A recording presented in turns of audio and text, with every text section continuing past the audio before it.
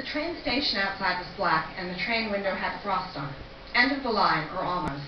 I dug my fingernails into the seat. The wind howled in a way I wasn't used to, would never get used to, almost like a human voice. If I tried, I could probably decipher the shapes of things I'd seen on a childhood trip upstate. Back then, Mom had been with me, pointing things out. Mountains, a cute farmhouse. Now I was alone, and outside the train, there was nothing. Mom had suggested I come here. I didn't know why. Or I did know why, but I wasn't sure it made sense. For the past 20 miles or more, I had stared at my own reflection, my dark hair fading into the darker background of the wilderness. It wasn't that I missed home. I hadn't been away long enough for that, just a few hours on the train. Or maybe I'd been away longer than that. Emotional distance, the school psychologist would call it, had called it the 3 times I'd been brought in to discuss things. Maybe the rest of my life would be like this, a series of train stations, none more meaningful than the others. Maybe that would be better, to be disconnected from everyone, so no one could hurt me or be hurt by me either. But probably any train station would be better than this. Slack Hill, New York, sounded more like a crime than a town. Since leaving Penn Station with its bright lights, Christmas music, and bustling tourists, the stations had become steadily bleaker until this one, unmanned, freezing, nothing but a platform in the middle of the grim Adirondack wilderness. My copy of Wuthering Heights, required reading for my online virtual school classes, had fallen onto the floor when I dozed off. I scooped it into my backpack and pulled my duffel bag from the overhead bin. The only other people exiting at Slack Hill were a mother with a little girl staring straight ahead. No one was waiting for me on the snow-covered platform. I used my coat collar to protect my face against the bitter cold. Suddenly, the little girl began to scream. "Mommy, Mommy!" "Quiet," the woman said. "I forgot my bunny. My bunny!" "What? Then it's gone. The train's leaving." The little girl was crying. The door was still open, and I was closer to it. I dropped my duffel bag on the ground and ran inside the train, not even knowing why I was doing it. The bunny, frayed and more gray than white, was in the middle of the floor. I grabbed it and ran out, nearly slipping on the icy platform. The mother and daughter had already started to leave, though the little girl was struggling and bridging up the way toddlers do when they're angry. I ran after them. "Here," I shoved it into the girl's hand. If I'd expected a thank you, I got none. I said, "Hey, do you know if there's a payphone?" Maybe the woman didn't hear me, but I thought she did. In any case, she shielded her daughter's face with her hands and kept walking closer to the stairs. Nice. I could have been stuck on the train if the door had closed, stuck and bound for someplace even further north and colder than Slack Hill. At least the little girl had stopped crying. I returned to my duffel bag and checked my phone. No bars. No surprise. Once we got out of the Catskills, reception had been patchy, from a combination of too many mountains and trees, too few cell phone towers. The Adirondacks were worse. What kind of animals were these people? Occasionally you could send a text, but I hadn't because there was no one I wanted to text. They'd all forgotten me, my friends. Maybe I hoped they would. Anyway, now there were no bars at all.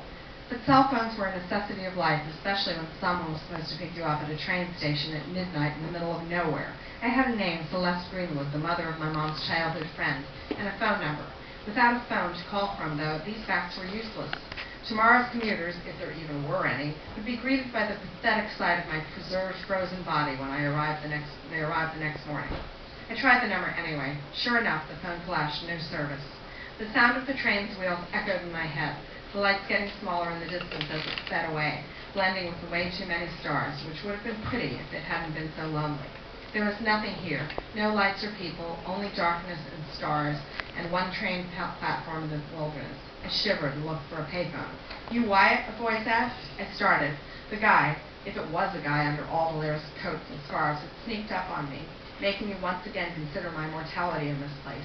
It was a campfire story waiting to happen. And then the claw-handed man grabbed the teenager, and he was never heard from again. I looked at the stranger's hands. No claws. "What?" I said. Then I didn't know why. My name was, in fact, Wyatt, a name that my mom, who'd been 19 when I was born, had gotten from a soap opera. It was a Long Island name, a name that didn't belong to me anymore, as I didn't belong to Long Island anymore. "Yeah, I'm Wyatt."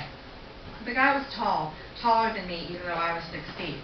He moved his scarf down a bit so I could see his face enough to tell he was about my age, about 17. "I'm Josh. That all you have?" He pointed to my duffel and backpack that held what were now all my worldly possessions. "I'll be fine," I said.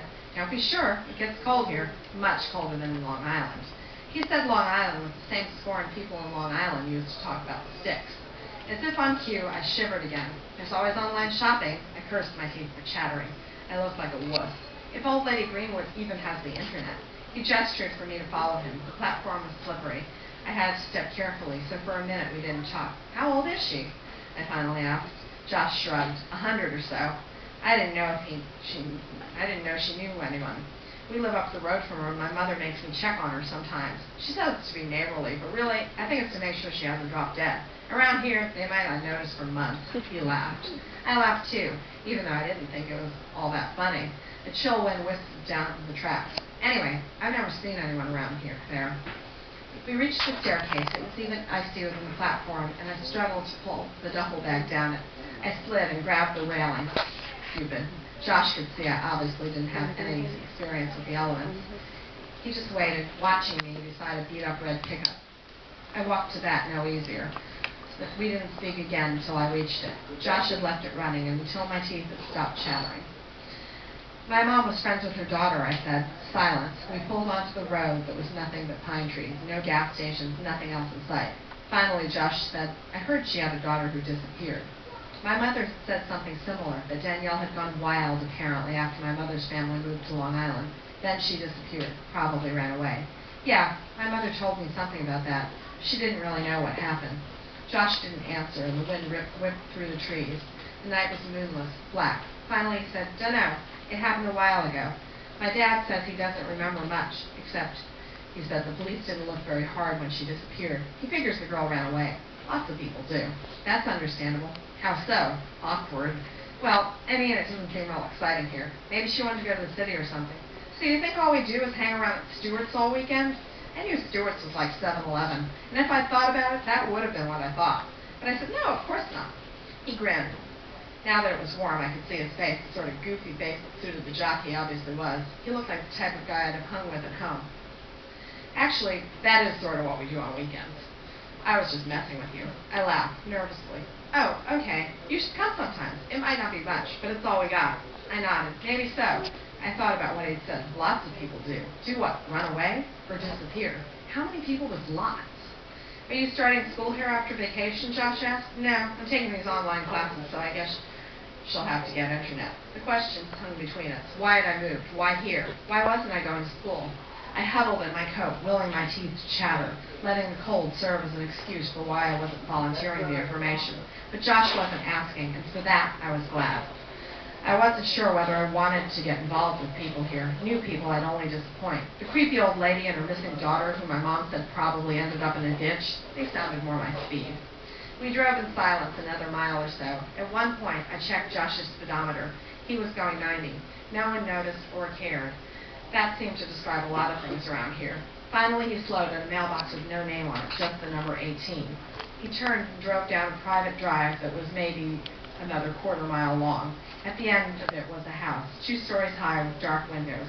Even with just the porch light, I could see it was in disrepair. A shade of gray that was more neglect than paint. Josh took a key from the cup holder. She said, let yourself in. I stumbled from the car. The frigid wind hit me worse than before, and inside my gloves, my fingers felt like stiff wires, making it almost impossible to pull my bag from the bed of Josh's pickup. Finally, I wrestled it out. I started to wave goodbye to Josh. He rolled up the window. Wyatt? Yeah. I stopped. The wind rolled under my hat and through my ears. I could only see his outline in the shadowy truck. Good luck, man.